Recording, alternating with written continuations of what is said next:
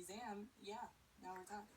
She has like a weird 1970s psychedelic tablecloth wrapped around her like a sari. But like the shape is like, it's classy, I swear. Oh, you know what? If Jill's had a uniform and they were pink, that's what that top would be from. It's kind of like when you go shopping with your mom and she's like, oh my god, isn't this cute? And you're like, I mean, it kind of looks like she went into her best friend's closet to find a shirt to match the skirt, and it failed miserably, but she's like, this will work.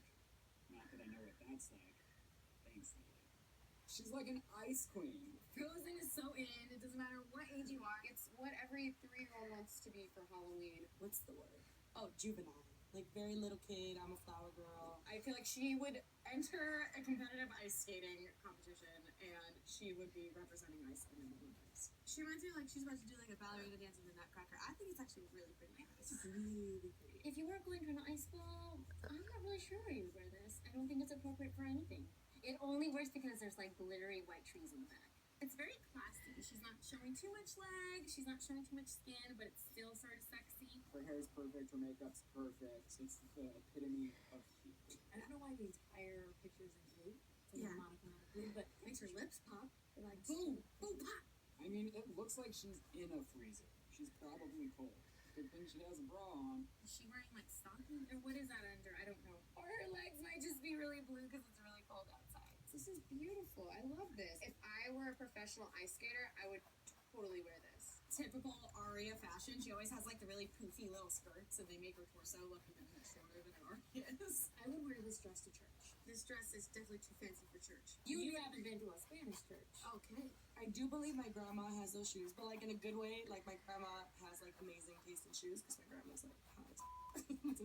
So here we have Emily who's like, I'm a boss lesbian, but at least it's working for her. Like, that's an outfit I would wear. I feel like they try so hard to be like, she's a lesbian! Look at all these boy clothes she wears. It's the most boring outfit ever. I have nothing to say about it. I mean, I have absolutely no problem with this outfit because she looks super comfy and I love me a good graphic tee. I'm okay with it. You know, mix it up.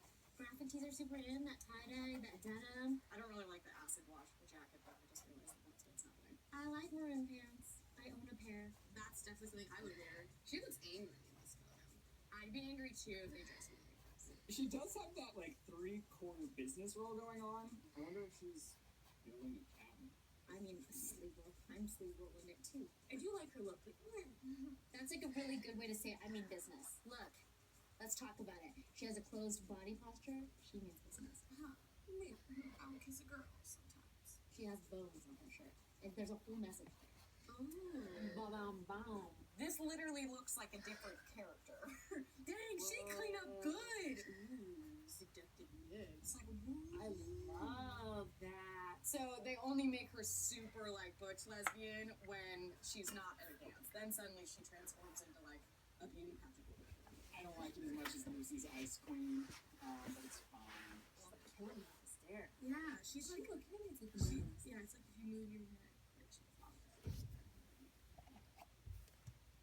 It kind of reminds me of like a quinceañera dress a little bit, but it's nice. It's beautiful. Not my favorite, but I like it. I don't love this dress, but Shay Mitchell's so pretty that she could like wear anything and is just like staring into herself. How pretty she is.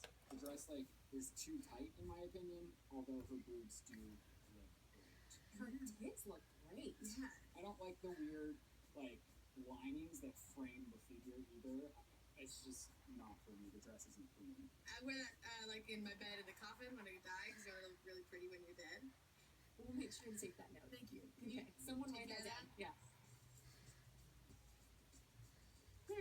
You have like 5 different things going on. You have this checkered jacket, you have this white see-through printed thing with black underneath, and then you have this collar with yellow on it with a yellow belt and a black skirt. I don't understand how you can put all those things together and look that fabulous. This one isn't quite as bad as Aria's is. I actually feel like my biggest problem is her hair. I don't know what that little sheer lace top underneath is. So this is, like, high fashion. It screams Blair Waldorf from Gossip Girl to me. The belt really pops on this. The yellow really accentuates and brings this contrast together. It's like I'm so conservative up top, but I'm such a slut from the heads down. It looks like she just came out of Fumes. I'm conflicted because I get it's, like, fashionable and trendy and fun, but at the same time, if, like, Lily or Jocelyn was wearing this at Clever News, I'd be like, let's reconsider. And those earrings are way too big. What makes look rich. Is it the pearl earrings? Who wears pearls? Do people still do that? But she's like the rich character, so it's like, oh, look at me and my fancy pearls. I think we should retire that way. Unless you have some for me. Whoa. Let's think about that. This is J-Lo / Nicki Minaj gone wrong. / Kylie Jenner, because look at the shoes. I think the pose and the way the dress fits her is kind of weird. Boobs look great. The waistline is way too high, so she sort of looks thick. I don't want to use fat, because I hate calling girls fat. She looks thick. Her hair looks good. I like the braid. I like the top braid. This outfit was cute until I looked down at her feet. Why would you wear this beautiful, elegant gown and then wear these, like, biker-esque sexy boots? It doesn't go together. I think the wardrobe person was like, yeah, that you can see her legs in this one. Let's do something crazy with the legs. And then she Like, it's like, good, awful. How long does it take to get into those boots? Those are very complicated boots that should be on the TV show Xena that was, like, on a couple centuries ago. It's like peep toe, which peep toe is supposed to be very elegant. There's nothing elegant about those shoes. I love the eye makeup. The eye makeup is a winner. It's the only part of the outfit that works. Yeah, I see great eyes. There's so many things going through my brain right now. I love Spencer as a character, but like always the worst clothes. I mean, it matches her character, like super OCD, preppy, anal. Nerdy chic. Yeah, she looks like a librarian that had to get dressed on laundry day, and that was like all she had left. Black leggings. That was my opinion. I just wish Spencer would just spice it up a little bit. Go a little crazy. Go out with your friends. Have some cocktails. This just is like, hey, I have a math test to study for. It accentuates your braiding. I just feel like it's the girl version of a tux. I can't tell where her foot ends and her shoe starts. I like that. It's how you make yourself look taller. Get some heels the same color as your leg. Take notes, America. My leg just popped. Ooh, I like it. Wow. Is that the same person? That is the same. That dress is awesome. Yeah, see, this is Spencer after she's popped like 10 Adderalls and she's like, I'm going out for a time of my life. She is like out to just dominate the night. I love this outfit. She looks great. That's like velvet paradise. She looks statuesque. And that halter, gorgeous. It's like Spencer's style, which is like not wonderful, but like, hey, had to put on a dress for this, so like, this is what I chose. It fits well. She looks good. I think she got this dress at Ross. I'm pretty sure I saw it in the formal section a week ago. I love that high neckline. It's like a little S&M-ish. It's like a dress that's choking you. That's really hot. It's kind of like you right now. It's just like the arms are just free. Free arms, but slightly choked. Yes. Just really like. For some reason, velvet just like really doesn't mesh with me. I don't know if it's the feel or the look. I think it's all of the above. I don't want to be next to somebody in an all velvet gown. It freaks me out. I like velvet. I like to rub my face on it at night. Don't tell me. Even if the person that I love is in velvet, I don't want to give them a hug. I want them to take it off. That could be said about any article of clothing, though, for many different reasons. So if you love Pretty Little Liars like we do, well, let us know what your favorite look was by hitting the comment section below. We love you. Come back next week. Slay Queen. Now, guys, don't miss Selena Gomez's style transformation by clicking to the left. Or click to the right to check out the best Christmas movie of all time on Throwback.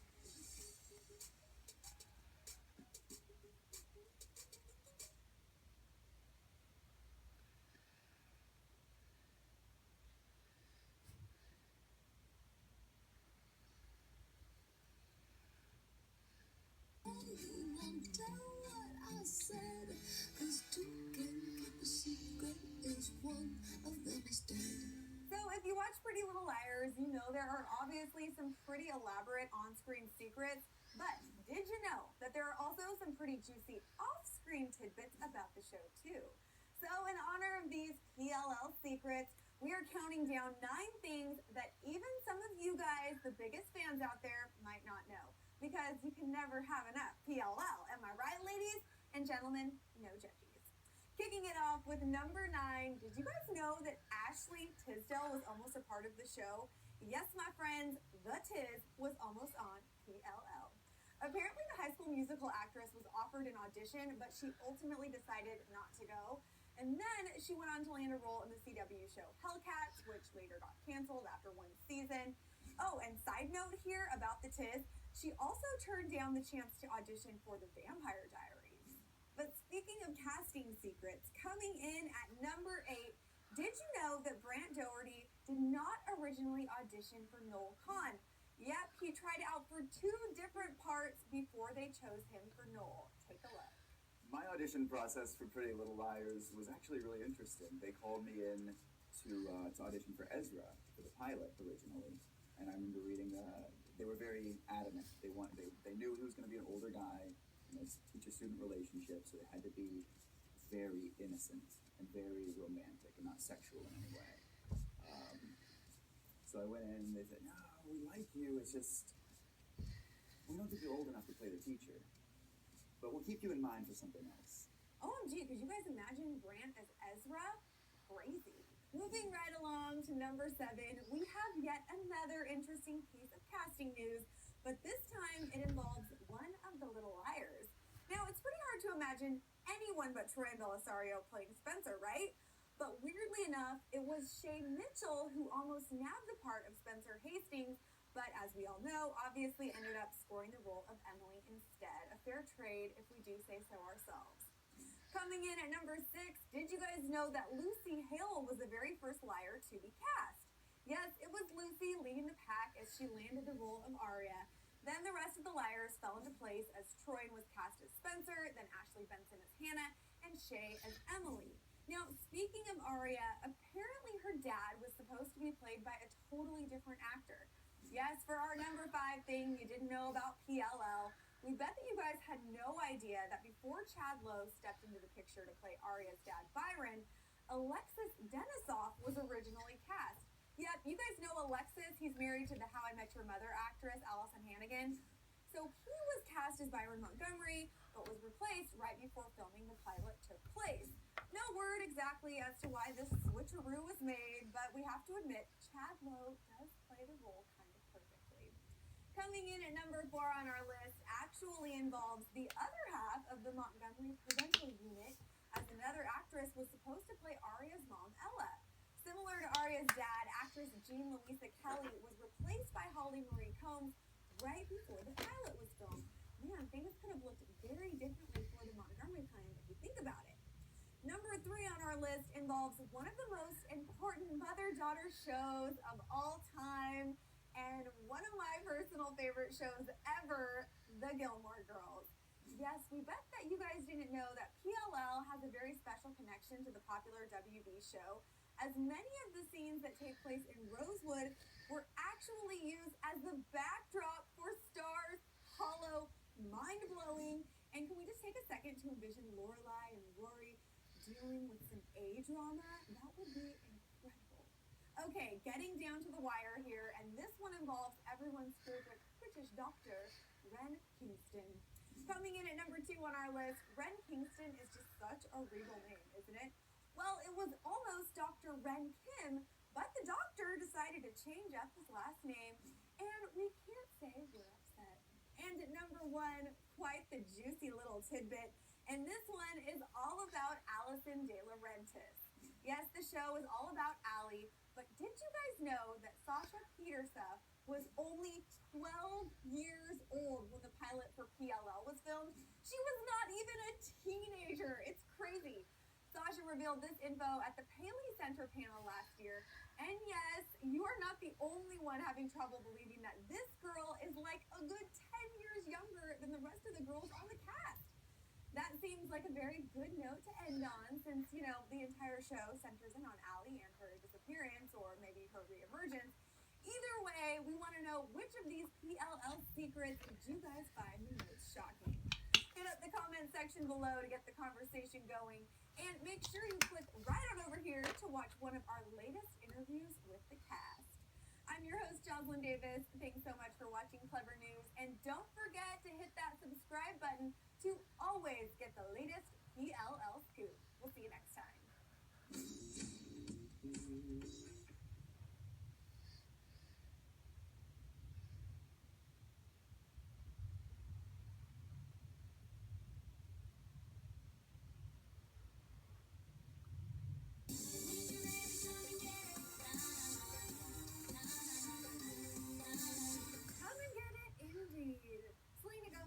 mostly known for her on-again, off-again relationship with Justin Bieber, but there have been a few other fellas who have reportedly romanced this gorgeous gal along the way. For instance, if you look at Selena's whole dating history, she's pretty notorious for mixing business with pleasure, if you believe all of the reports, that is. Now that Justin and Selena are back together, at least for now, as I'm shooting this, we thought we'd take a little stroll down memory lane and relive all the other guys who came BB, you know, before Bieber. Let's start off this list with none other than SG's Wizards of Waverly Place co-star David Henry. Though the two played brother and sister on the hit Disney Channel show, these co-stars decided to take things to the next level off-screen during summer 2007. The reason the chemistry works so well on set with all of our characters is because we love each other off set. However, it seems that their chemistry didn't take them too far, as the union was very brief. Seriously, it lasted only a few weeks. Maybe the whole on-screen brother and sister thing was just a little too creepy for them off-screen. I think so. Though, you guys, the two sparked dating rumors once again in June 2013 when they were spotted hanging out after one of Jolena's many splits. History usually repeats itself, doesn't it? Speaking of history repeating itself, Selena once again mixed business with pleasure when she began dating Nick Jonas back in 2008. These two Disney stars seemed destined for love at the time, and if you think of the fact that Selena was in the Burning Up music video for the Jonas Brothers, well, it really just moved the process along. This was really Selena's first foray into a high-profile relationship, but sadly the duo didn't last very long as they split in late 2008. However, the two did go on to have another brief romance and reunion in 2010. No, honestly, it's just when you have something that's very precious, there's no need to just go out and But it seems that things weren't that precious to Selena because they split after about a month. But after Selena split with Nick Jonas in 2008, that's the first time they hooked up, she moved right along to Taylor Lautner in 2009. The two basically had a summer romance as they were each filming projects in Vancouver for a few months. Now, if you're curious, Selena was working on Ramona and Beezus while Taylor was shooting. Anyways, the two were seen smiling and roaming around the streets, and they genuinely looked adorable together. However, things fizzled out, reportedly due to the intense media scrutiny surrounding them. Yes, it must have been a super amicable split because they've been spotted together since then, like when they presented together at the 2011 MTV VMAs, and they seemed like the best of friends, despite Selena's BFF Taylor Swift dating the Twilight punk later that year. Alright, so in March 2010, Selena was fresh off the second Nick Jonas split, when she reportedly began dating Cameron Michael Keesang from the band All-Star Weekend. The two got spotted on a bowling date, and in addition to that, Cameron praised Selena in a number of interviews. Maybe he scared off Selena because they were no longer an item, just a marketing.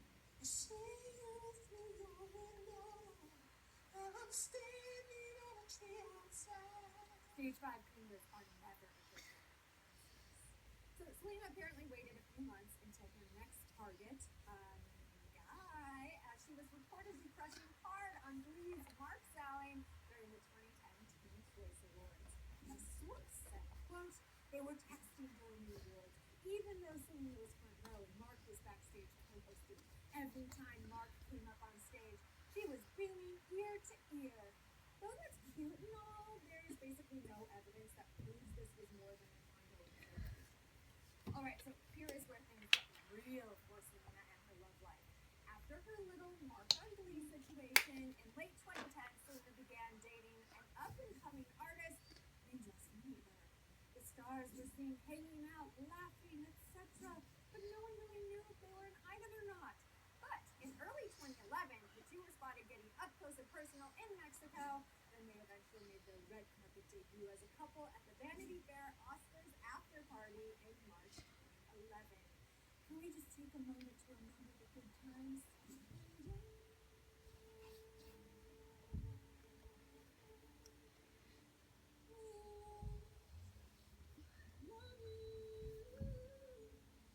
After that, the two were basically inseparable until they split in late 2012, reportedly because of the Biebs' inappropriate relationship with Victoria's Secret model Barbara Calvin. And ever since then, they've definitely been on again, off again, and